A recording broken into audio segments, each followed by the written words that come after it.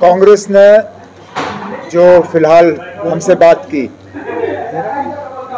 उन्होंने सीधा सीधा कहा है कि नेशनल कॉन्फ्रेंस की तीनों उम्मीदवारों को कांग्रेस का जो है पूरा समर्थन मिलेगा, पूरा सपोर्ट मिलेगा। अब कुछ अंदरूनी बातें हैं जो शायद यहाँ पे उनका जिक्र करना इस वक्त पे मुनासिब नहीं होगा, लेकिन एक दो दिनों के अंदर अंदर दिल्ली जाके आपको पूरी तरह से इस चीज़ को क्लियर कर दिया जाएगा कि नेशनल कॉन्फ्रेंस और कांग्रेस जो है वो मिलके इन 5 सीटों पे पांचों उम्मीदवारों की कामयाबी के लिए जो है पूरी मेहनत करेगी। आज आपने देखा होगा हमारे सदर जनाब फारूक अब्दुल्ला साहब इस प्रोग्राम में मौजूद नहीं थे। वो इसलिए कि जम्मू प्रोविंस में कांग्रेस के दोनों उम्मीदवारों के लिए वो है कैंपेन कर रहे हैं। कल पटोट में थे, आज कटरा में है और मेरे भी इसके बाद प्रोग्राम शुरू हो जाएंगे और हमारी भरपूर कोशिश होगी कि दोनों जम्मू और उधमपुर सीटों में कांग्रेस के उम्मीदवारों को हम कामयाब करेंगे। और बिल्कुल इसी तरह कांग्रेस ने भी हमें अश्योर किया है कि जहाँ जहाँ कश्मीर की वादी में जितना भी उनका असर रसूख है उसको नेशनल कॉन्फ्रेंस के उम्मीदवारों की कामयाबी के लिए इस्तेमाल किया जाएगा। सर, कल नेशनल पॉलिटिक्स में डेवलपमेंट ये हो गई कि संजय सिंह को बेल मिल गई, तो आप उसको कैसे देखते हैं? ना, बेल अदालत से मिली, इस पर चर्चा करने की क्या जरूरत है?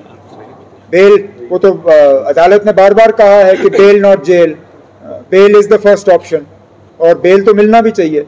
लेकिन बड़ी बात यह है कि अदालत ने जो ऑब्जर्वेशंस उस वक्त दी कि संजय सिंह को बंद रखने के लिए जो सबूत की ज़रूरत है वो सबूत पेश की नहीं गई।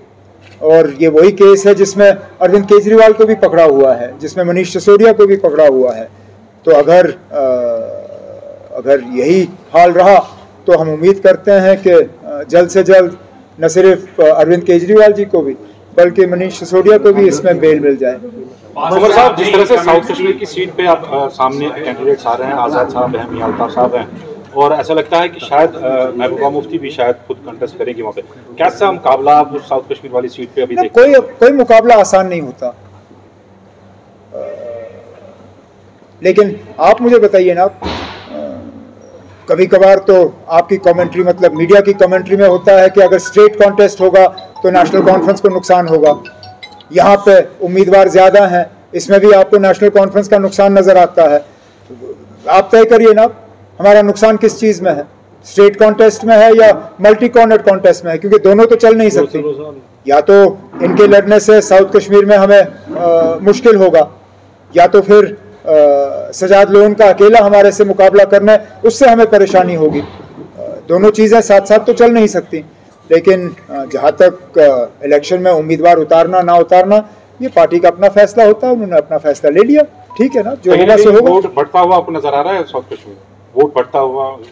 नहीं, सवाल तो आपको ये करना चाहिए कि क्या उनका वोट हमें वैसे मिल भी जाता है या नहीं, क्या उनका वोट हमें ट्रांसफर होता है या नहीं।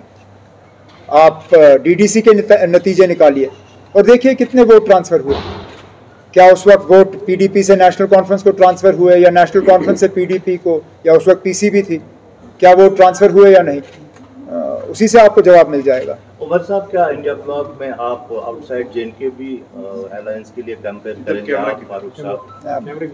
मैं कौन होता हूँ ना मुल्क के बाहर ये रियासत के बाहर कैंपेन करने के लिए? मैं अदना सा वर्कर हूँ नेशनल कॉन्फ्रेंस का।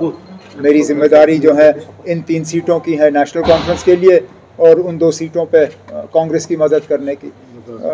लद्दाख में भी हालात जिस तरह बन रहे हैं वहाँ पे भी हम कामयाबी की उम्मीद लगाए बैठे हुए हैं। जम्मू कश्मीर लद्दाख से बाहर तो कैंपेन करने का मेरा ना कोई इरादा है, ना मैं कहीं जाऊँगा। फारूक साहब की जहाँ तक बात है मैं उसमें कह नहीं सकता हूँ। वाला साहब का कमेंट पढ़ा नहीं है तो उस पर अब कमेंट करना या उस पर कोई टिप्पणी करना ठीक बात होगी नहीं। जिस चीज़ के बारे में मुझे खुद इल्म ना हो उस पर मुझे कमेंट करना जो है वो ठीक नहीं रहेगा। अगर इसके अलावा कोई बात होगी तो बाकी फैसला तो वोटर को करना है।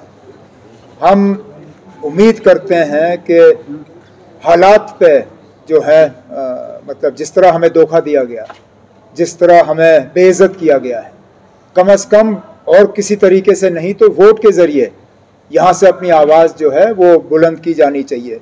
और श्रीनगर के वोटरों को ये एक बहुत बड़ा मौका है कि जो एक पॉलिटिकल वैक्यूम सा कायम हो गया था खासकर श्रीनगर के इलाकों में, उसको एक पॉलिटिकल एक शेप देने में।